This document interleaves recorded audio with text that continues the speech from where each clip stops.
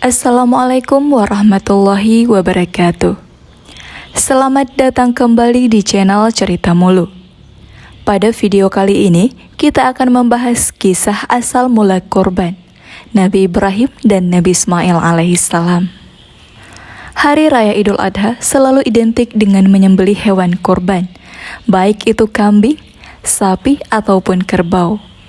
Ibadah kurban tidak akan pernah lepas dari kisah Nabi Ibrahim alaihissalam beserta anak beliau, Nabi Ismail alaihissalam. Saat itu, Nabi Ibrahim alaihissalam tega mengakhiri hidup anak kesayangannya sendiri. Tentu saja, perintah menyembelih anak sangatlah berat dirasakan bagi orang tua. Orang tua mana yang tega membunuh anak yang telah dinanti sekian lama? Lantas, kenapa harus Nabi Ismail jadi korban sembelihan Nabi Ibrahim alaihissalam? Bagaimana Nabi Ibrahim alaihissalam dan Nabi Ismail melewati ujian ini? Untuk mengetahui kisah selengkapnya, nonton video ini sampai selesai. Mengapa umat Islam melakukan ibadah kurban? Para sahabat pernah bertanya mengenai kurban kepada Rasulullah. Wahai Rasulullah sallallahu alaihi wasallam, apakah kurban itu? Rasulullah sallallahu alaihi wasallam menjawab, kurban adalah sunnahnya bapak kalian, Nabi Ibrahim. Hadis riwayat Ahmad dan Ibnu Majah. Bagi orang yang mampu, tentunya bisa melaksanakan kurban. Apalagi ibadah ini jelas-jelas terdapat dalam Al-Quran.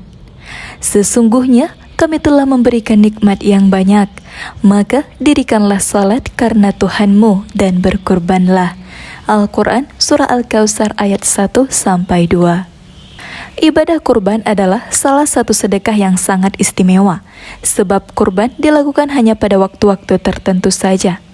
Berbahagialah bagi pekurban, karena Allah Subhanahu wa Ta'ala akan mengampuni dosanya. Hal ini sesuai dengan sabda Nabi Muhammad sallallahu alaihi wasallam. Fatimah, berdirilah dan saksikanlah hewan sembelihanmu itu.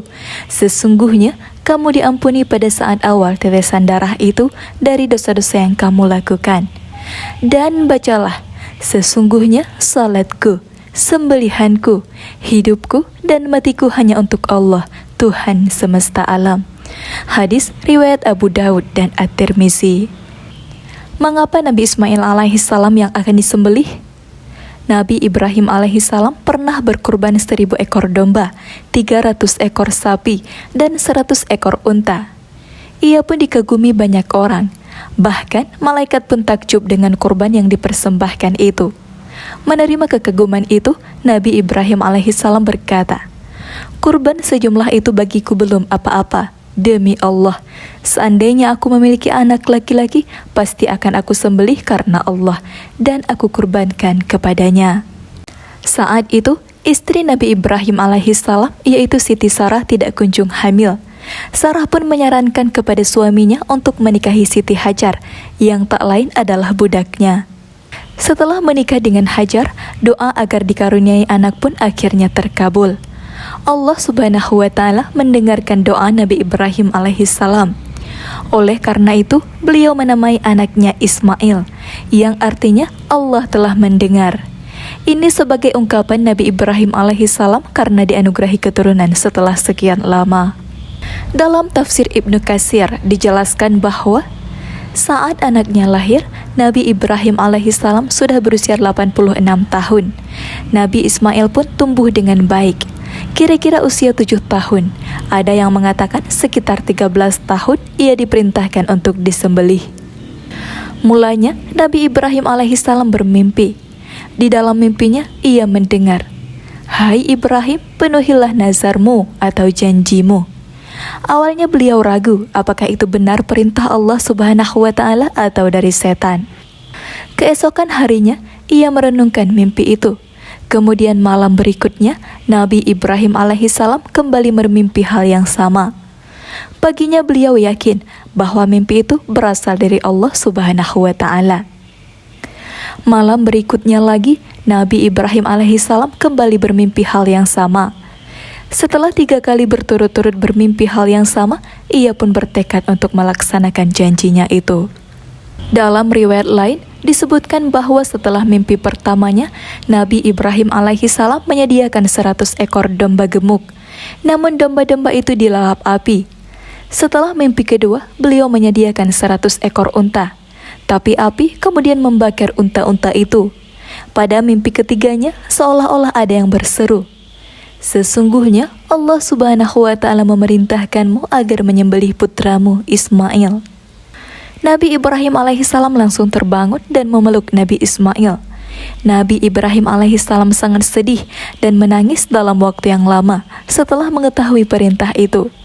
Nabi Ibrahim alaihissalam pun bersiap menyembelih anaknya.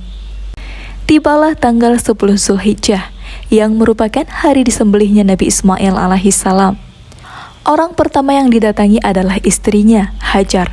Beliau menyuruh istrinya agar mendandani anaknya karena akan dibawa bertamu kepada Allah Subhanahu wa Ta'ala. Dan Ismail alaihissalam pun dipakaikan baju yang paling bagus, dipakaikan minyak rambut dan disisir rapi. Hari itu, setan sibuk menggoda Nabi Ibrahim alaihissalam agar tidak melakukan perintah Allah Subhanahu wa Ta'ala. Namun tentu saja setan gagal, tidak menyerah. Makhluk terkutuk itu mendatangi Siti Hajar dan mengatakan, "Mengapa kau hanya duduk-duduk tenang saja, padahal suamimu membawa anakmu untuk disembelih?" Usaha itu pun gagal. Oleh iblis mendatangi Nabi Ismail alaihissalam, berusaha menggoda Nabi Ismail alaihissalam. Usaha itu kembali sia-sia, sebab Nabi Ismail alaihissalam begitu patuh terhadap perintah Allah Subhanahu wa Ta'ala. Bagaimana kedua utusan Allah Subhanahu wa Ta'ala melewati ujian? Saat sampai di Mina, Nabi Ibrahim alaihissalam pun jujur kepada anak yang sangat disayanginya itu. Percakapan keduanya diabadikan dalam Al-Quran. Ibrahim berkata, "Hai anakku, sesungguhnya aku melihat dalam mimpi bahwa aku menyembelihmu. Maka pikirkanlah apa pendapatmu." Ia menjawab, "Hai bapakku, kerjakanlah apa yang diperintahkan kepadamu. Insya Allah kamu akan mendapatiku termasuk orang-orang yang sabar." Al-Quran Surah As-Saffat ayat 102. Nabi Ibrahim alaihissalam sangat lega mendengar jawaban dari anaknya tersebut. Ia mengucapkan syukur berkali-kali. Sebelum disembelih, Nabi Ismail alaihissalam memiliki permintaan kepada ayahnya. Nabi Ismail alaihissalam meminta agar tangannya diikat, agar tidak meronta-ronta saat pedang menyentuh lehernya.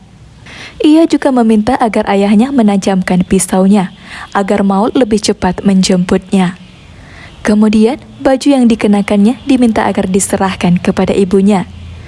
Permintaan terakhirnya agar tidak ada anak-anak sebayanya yang diajak ke rumahnya, agar ibunya tidak sedih karena akan teringat kepada Nabi Ismail alaihissalam. Saat akan dipakai menyembelih, pedang itu terpental. Nabi Ismail pun meminta ikatan yang ada di tangan dan kakinya dilepaskan, supaya malaikat menyaksikan ketaatannya kepada Allah Subhanahu wa Ta'ala. Akhirnya, Nabi Ismail tidak jadi disembelih. Ia diganti dengan kibas yang bulunya panjang, tebal, dan keriting. Hal ini juga disebutkan dalam Al-Quran. Lalu kami panggil dia, "Wahai Ibrahim, sungguh engkau telah membenarkan mimpi itu. Sungguh demikianlah kami memberi balasan kepada orang-orang yang berbuat baik. Sesungguhnya ini benar-benar suatu ujian yang nyata. Dan kami tebus anak itu dengan seekor sembelihan yang besar." Al-Quran Surah As-Saffat ayat 104-107. Melihat kejadian ini, malaikat Jibril sangat kagum pada kedua hamba Allah Subhanahu wa Ta'ala atas keimanannya. Malaikat penyampai wahyu itu pun berkali-kali bertakbir. Mengenai hewan pengganti Nabi Ismail alaihissalam, Ibnu Abbas mengatakan bahwa kibas itu adalah hewan kurban dari Habil, putra Nabi Adam alaihissalam yang dipelihara di surga. Imam Ibnu Katsir menambahkan bahwa menurut pendapat mayoritas ulama, pengganti Nabi Ismail alaihissalam adalah kibas, atau kambing besar warna putih, bermata hitam, memiliki tanduk yang besar, dan bulu bagian atasnya berwarna merah keemasan. Tindakan Nabi Ibrahim alaihissalam dan Nabi Ismail alaihissalam adalah bentuk ketaatannya kepada Allah Subhanahu wa Ta'ala. Mereka mengetahui bahwa manusia harus taat dan berserah diri kepada Allah Subhanahu wa Ta'ala. Kedua utusan Allah Subhanahu wa Ta'ala itu sangat paham bahwa Dia tidak akan menghinakan manusia dengan cobaan dan tidak akan menganiaya manusia dengan cobaan. Hal ini termaktub dalam Al-Quran. Daging-daging unta dan darahnya itu sekali-kali tidak dapat mencapai keridhaan Allah. Tapi ketakwaan dari kamulah yang dapat mencapainya. Demikianlah Allah telah menundukkannya untuk kamu, supaya kamu menggagungkan Allah terhadap hidayahnya kepada kamu. Dan berilah kabar gembira kepada orang-orang yang berbuat baik. Al-Quran Surah Al-Hajj ayat 37. Apapun akan dilakukan oleh Nabi Ibrahim alaihissalam jika menyangkut perintah Allah Subhanahu wa Ta'ala. Bahkan beliau rela menjadikan anaknya kurban. Demikianlah kisah asal mula kurban Nabi Ibrahim dan Nabi Ismail. Semoga kita banyak mengambil pelajaran dari kisah ini. Mohon maaf bila ada kesalahan. Terima kasih sudah menonton. Wassalamualaikum warahmatullahi wabarakatuh.